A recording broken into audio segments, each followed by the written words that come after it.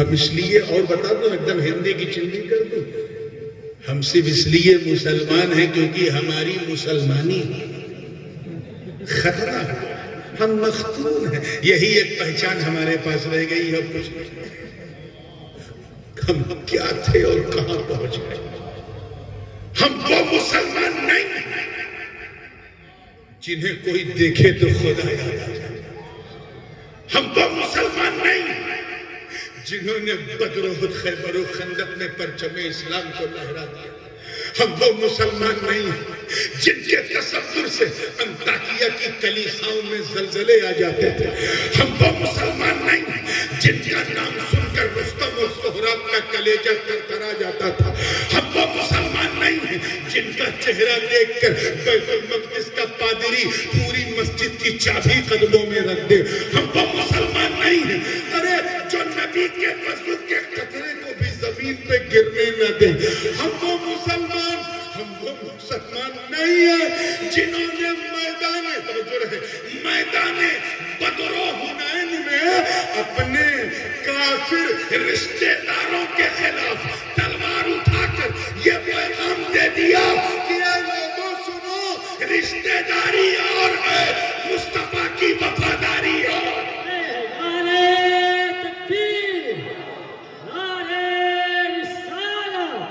حضور تاج العلماء غلامی رسول میں جو ہون عشق مصطفیٰ، سبحان اللہ۔ ہم وہ مسلمان نہیں ہیں، ہم وہ مسلمان نہیں ہیں جو نبی کا ایک اشارہ پا کر گھر نہیں وطن چھوڑ دے، ہم وہ مسلمان نہیں ہیں جس کا یہ خیال ہو کہ ہر وقت اللہ دیکھ رہا ہے، ہم وہ مسلمان نہیں ہیں جنہوں نے دریائے، دیکھیں کتنے لوگ اتہاس جانتے ہیں، دریائے نیل کی روانی کو صرف ایک پتر، ایک خط لکھ دیا تو روانی کا مزاج بدل گیا۔ ہم وہ مسلمان نہیں ہیں جنہوں نے فتح ایران کے لیے سعد بن ابی وقاص کی کمان میں شامل ہو کر جب دریا کا سامنا کیا تو دریائے دجلہ کی طوفان مارتی لہروں نے انہیں روکا نہیں بلکہ اپنے گھوڑوں کو اسی بہتی دریا میں اتار دیا، اور اس منظر کو دیکھ کر شاعر مشرق کو بھی کہنا پڑا کہ دشت و دشت ہے، دریا بھی نہ چھوڑے ہم نے، بحر ظلمات میں دوڑا دیے۔ نعرہ تکبیر، نعرہ رسالت، سبحان اللہ، سبحان اللہ۔ بات سمجھ میں آ رہی ہے؟ منتھن کیجئے، چنتن کیجئے۔ میں زیادہ دور نہیں جاؤں گا، ایک کتاب پڑھ رہا تھا، آج کل تو موبائل میں جو چاہو پڑھ لو، انگلش میں ایک کتاب تھی، ایک ایکس کرسچن جو بعد میں مسلمان ہوا، بلا شیر، اس نے کتاب کا ٹائٹل لکھا "وائی آئی بیکم مسلم"، میں مسلمان کیسے ہوں؟ تو اس نے لکھا کہ بیچ میں لکھتے لکھتے اس نے کہا کہ ایک ادا دیکھ کر میں مسلمان ہو گیا۔ وہ کیا تھی کہ مسلمان کبھی جھوٹ نہیں بولے۔ اس نے لکھا کہ آج سے ٹھیک 100 سال پہلے 1924، ابھی یہ 2024 چل رہا ہے، ٹھیک 100 سال پہلے، یعنی اوٹومن امپائر، خلافت عثمانیہ تک مسلمانوں کا عالم یہ تھا کہ مسلمان بھوکا رہ جاتا تھا لیکن جھوٹ نہیں بولتا۔ اس نے لکھا ہر وقت سچ بولتا تھا، نہ کسی کو دھوکا، اگر کوئی جھوٹ بول بھی دیتا تھا تو اسے لوگ برادری سے باہر کر دیتے تھے، اور وہ سزا بھی ایسی اسلام میں ہے کہ جھوٹ بولنے کی ہمت بھی کسی کو نہیں، یہ گھٹا جاتا تھا، جھوٹ نہیں بولتا۔ آگے وہ لکھتا ہے کہ کبھی اگر ہمارے سمودائے میں، عیسائی سمودائے میں کوئی بندہ ہمیشہ سچ بولے اور بہت ہی ستیوادی ہو تو لوگ اس کو شک کی نظر سے دیکھتے تھے، کیا بات ہے بھائی، یہ ہمیشہ سچ بولتا ہے، کہیں اندر سے مسلمان تو نہیں ہو گیا۔ That was our identity 100 years ago، 100 سال پہلے ہم ایسے تھے، اور آج جو سب سے زیادہ جھوٹ بولے وہ ہم۔ پہلے لوگ النظافت من الایمان، حضور نے فرمایا صفائی ایمان کا حصہ ہے، لوگ پہلے پہچانتے تھے جب کوئی علاقہ بہت صاف ستھرا دکھتا تھا کہتے تھے کیا یہاں مسلمان زیادہ رہتے ہیں، کہتے ہیں صفائی کی۔ آج جو سب سے گندی جگہ دکھے وہ ہم، جو دھوکہ دے وہ ہم، جو فراڈ کرے وہ ہم۔ تبھی تو جارج برنارڈ شاہ نے کہا تھا، جو وائس رائے تھا انڈیا کا، اس نے کہا Islam is the greatest religion in the world but Muslim are very worst community. اسلام لاجواب ہے لیکن مسلمان سب سے گھٹیا۔ اپنے کردار و عمل کو سنوارو خود۔ You don't have a right to ask، تمہیں پوچھنے کا کوئی حق نہیں ہے کہ اللہ میرے ساتھ ایسا کیوں ہو رہا ہے، کیوں ہو رہا ہے۔ رب تعالیٰ نے فرمایا ظہر الفساد فی البر والبحر بما کسبت ایدی الناس لیذیقہم بعض الذی عملوا لعلہم یرجعون۔ یہ فتنہ و فساد، یہ وبائیں، یہ بلائیں، یہ جو ظاہر ہوئی یہ تمہاری کرتوتوں کی وجہ سے، اور اللہ نے تم پر اس لیے مسلط کیا تاکہ تم اس کا مزہ چکھو اور اس کو چکھتے چکھتے اللہ کی بارگاہ میں توبہ کر کے رجوع کر دو۔ یہ سب جو ہو رہا ہے یہ اس لیے کہ میرا مولا نہیں چاہتا کہ ہم لوگ جہنم میں جائیں، مصطفیٰ کی امت ہے لیکن نیکیاں ہم نے کی نہیں تو اللہ ہمیں آزمائش میں مبتلا کر رہا ہے، ہمیں سمسیاؤں کا سامنا کرنا پڑ رہا ہے تاکہ ان سمسیا بھری زندگی میں اللہ کو یاد کرتے کرتے کرتے کرتے وہ دن بھی آ جاوے کہ اللہ کا خوف دل میں ہو جائے۔ اللہ سے ڈرو، نہ ڈرے تو مچھر مکھی سے بھی تمہیں ڈرنا پڑے گا۔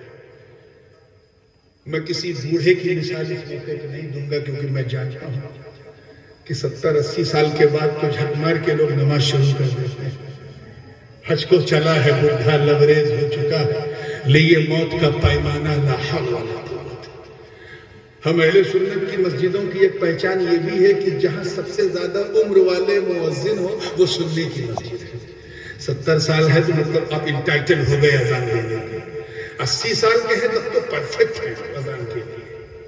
جبکہ حضور نے فرمایا کہ اذان کا ثواب اتنا ہے کہ اگر میں بتا دوں اپنی امت کو کتنا ہے تو اذان دینے کے لیے ایک دوسرے سے جھگڑا کریں، سبقت کریں گے، بلکہ ایک روایت میں ہے قتال تک کریں گے، آپ نہیں پائے اذان دوں گا۔ بوڑھے تو جھک مار کے اللہ اللہ کرتے ہیں۔ میں جوان کی مثال دوں کیونکہ مجمع میں بھی اکثریت جوانوں کی ہے۔ 21-22 سال کا کڑیل گبرو جوان اپنے سینا کا سینا پتا، اس کا تقویٰ دیکھو کیسا کہ وہ چل پوٹلی کے اندر جتنا کچھ کھانے پینے کا تھا وہ تو سفر میں سب سماپت ہو گیا۔ آگے منزل پر اسے بھوک لگی، کھانے کو کچھ نہ تھا۔ بھوک اتنی شدت سے کہ پریشان ہو گیا۔ ندی تھی تو سوچا چلو پانی پی کے اپنا پیٹ بھر لوں، مگر یار پیاس تو پیاس ہی ہے، بھوک تو بھوک ہی ہے۔ نوجوان پریشان تھا، کیا کروں، کس کے پاس جاؤں؟ اتنے میں اسے کھجور کا باغ دکھا۔ دل میں خیال آیا کہ چند کھجوریں توڑ کے کھا لوں، شاید راحت مل جائے۔ جیسے ہی کھجوروں کے قریب پہنچا ہاتھ روک لیا۔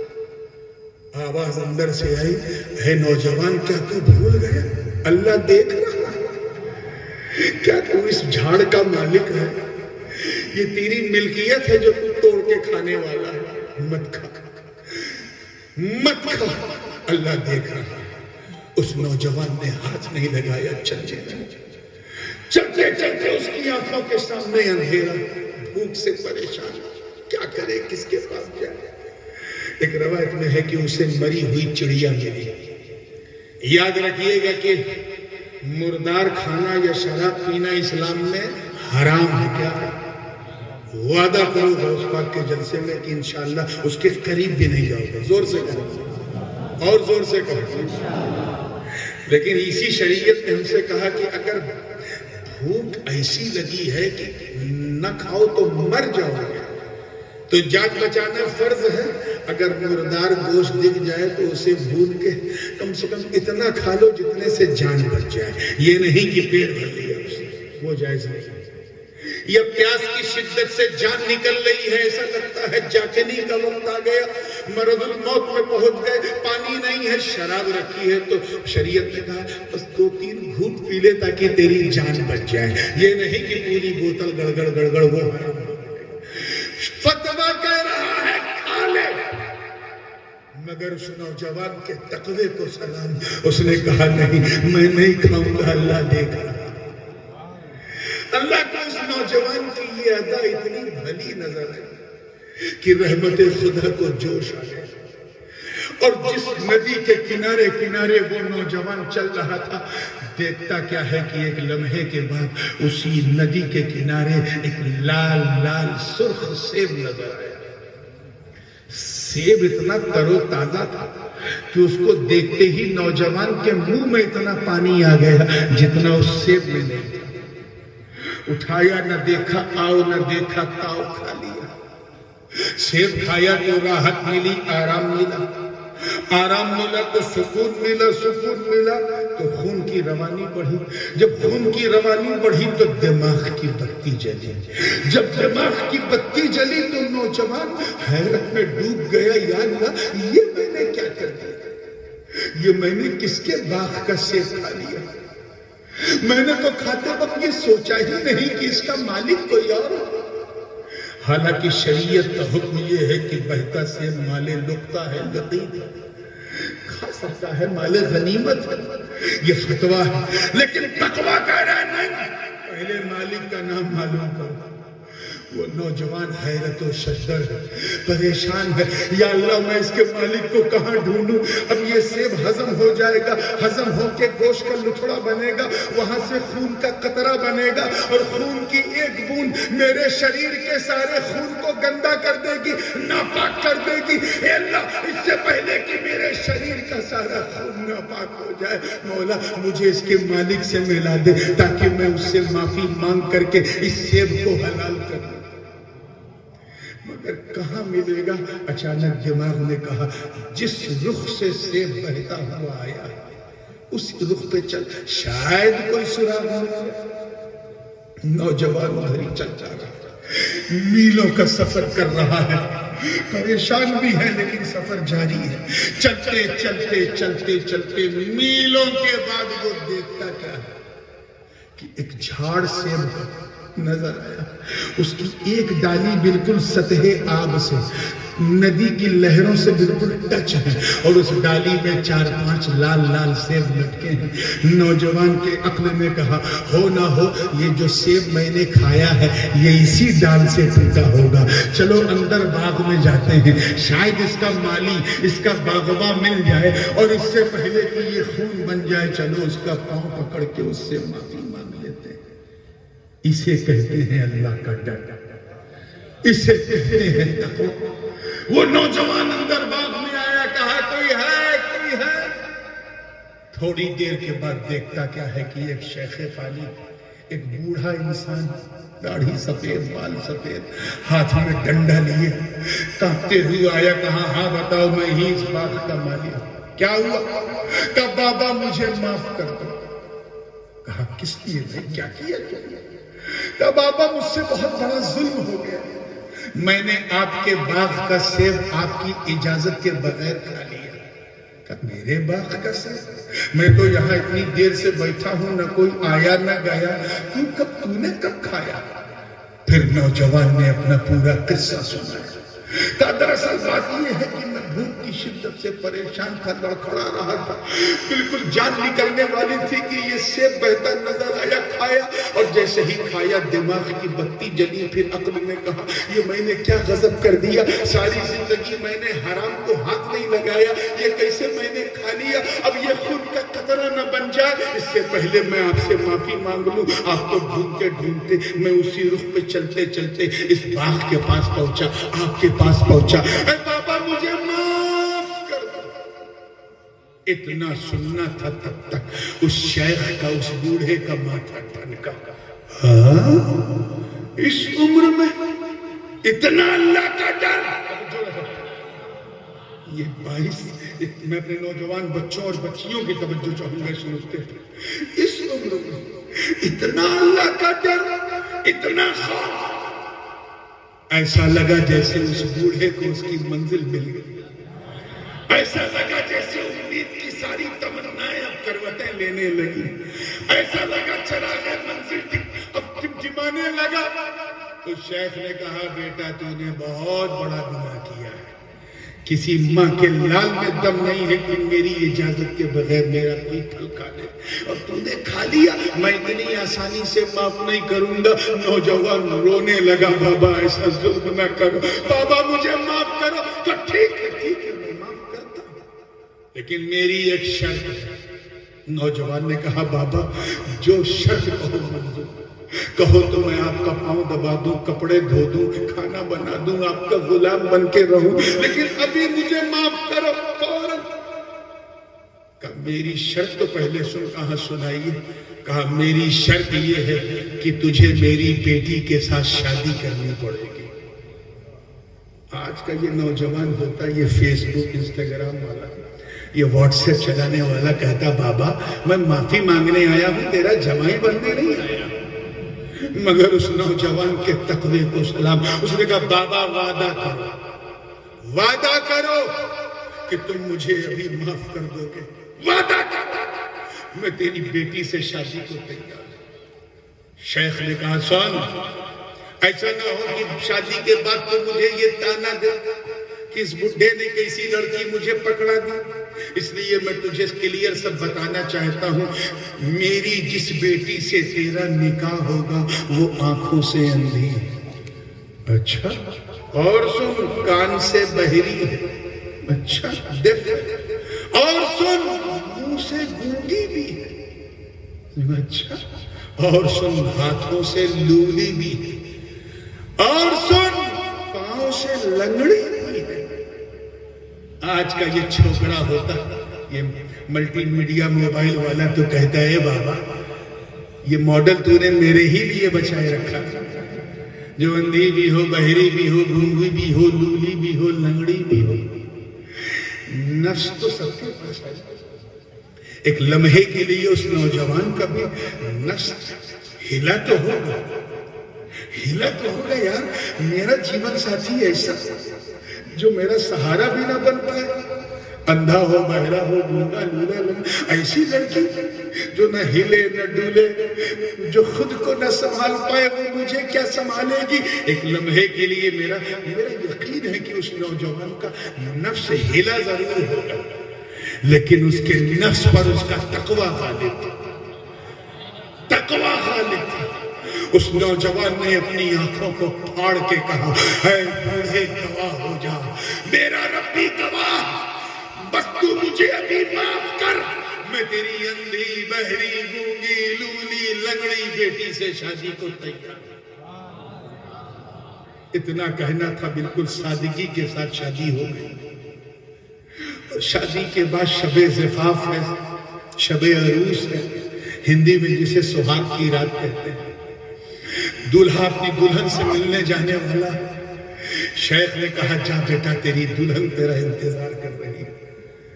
جیسے ہی نوجوان دروازے کے قریب پہنچا جس کمرے میں دلہن تھی، من میں خیال آیا کہ یہ تو اندھی ہے، بہری ہے، گونگی ہے، نہ سنے گی، نہ ہلے گی، نہ ڈولے گی، نہ بولے گی، لیکن سلام کرنا تو نبی کی سنت ہے، میں سلام کر لیتا ہوں۔ دروازے کو جب دستک دی تو ایک آہٹ محسوس ہوئی، دروازہ کھولا، سلام کیا تو سلام کا جواب ملا۔ یہ منظر دیکھتے ہی نوجوان دروازہ کھول کر کے بھاگا، اور اس شیخ کا سیدھے دامن نہیں کالر پکڑتا، بابا یہ کیا؟ ایک گناہ مجھ سے ہوا تھا، سیب کھا کر، حرام سیب کھا کر، جس کی وجہ سے اندھی، بہری، لولی، لنگڑی سے شادی کرنی پڑی۔ اگر یہ دوسرا گناہ مجھ سے ہو جاتا تو میں تو اپنے آپ کو معاف بھی نہیں کر پاتا۔ یہ کیا؟ تو نے کہا تھا کہ تیری بیٹی اندھی ہے، بہری ہے، گونگی ہے، لولی ہے، لنگڑی، ارے اس کا چہرہ تو ایسا جیسے جنتی حوروں نے اس کا سنگار کیا، یہ تو اپنے پاؤں پہ کھڑی اپنے ہاتھوں سے اٹھائے ہوئے میرے سلام کا جواب دے رہی ہے. دانتوں کی چمک ایسے جیسے بدر منیر کی چمک آ گئی ہو. میں نے اپنی زندگی میں اتنی خوبصورت دوشیزہ نہیں دیکھی. اے بابا مجھے میرے کمرے میں لے چلو جہاں میری اندھی بہری گونگی لولی لنگڑی بیوی میرا انتظار کر رہی ہے. مجھے وہاں لے چلو. میں اپنے نفس کا شکار نہیں ہونا چاہتا. اتنا کہنا تب تک اس شیخ نے, کس نے, حضرت عبداللہ سومعی نے اس نوجوان کی پیٹھ تھپ تھپائی. کس کی؟ حضرت ابو صالح موسیٰ چنگی دوست کی. اور کہا بیٹا گھبرا مت, یہی تیری بیوی ہے, یہی میری بیٹی ام الخیر فاطمہ ہے, یہی بدر منیر چہرے والی تیری بیوی ہے, یہی خوبصورت ہاتھ پاؤں والی, یہی ملکہ, یہی دوشیزہ تیری رفیق حیات ہے. میں نے اسے اندھی اس لیے کہا کیونکہ پورے جیون میں اس نے حرام چیز دیکھی نہیں. میں نے اسے گونگی اس لیے کہا کہ پورے جیون میں یہ حرام بات کبھی بولی نہیں. میں نے اسے بہری اس لیے کہا کیونکہ جیون میں کبھی یہ حرام چیزوں کو اس نے سنا نہیں. میں نے اسے لولی اس لیے کہا کیونکہ پورے جیون میں اس نے کبھی کسی حرام چیز کو ٹچ نہیں کیا. اور اسے لنگڑی اس لیے کہا کیونکہ پورے جیون میں اس کا قدم کبھی حرام کی طرف بڑھا نہیں. جب میں نے تجھے دیکھا کہ ایک ناکردہ گناہ کی توبہ کے لیے تیرا ایمان اتنا مچل رہا, جب میں نے تیرا تقویٰ دیکھا تو میں سمجھ گیا کہ میری اس بے مثال بیٹی کے لیے تجھ سے